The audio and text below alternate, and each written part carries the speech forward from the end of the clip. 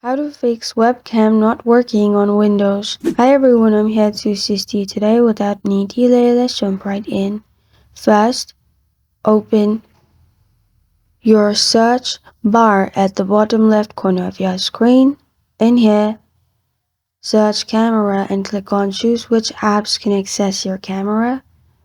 After you've selected choose which app it can access, here you'll find this kind of screen pop up. Make sure allow apps to access your camera is turned on.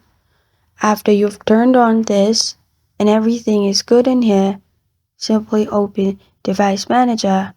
In Device Manager, scroll down and search for Camera. Expand cameras and right click on the camera that you're using. Press on Update Driver. After you've pressed on Update Driver, select Browse My Computer for drivers. Press on Next. Press on Next. And after you've done that, it will install the best driver for your camera. And after you do this, you're good to go.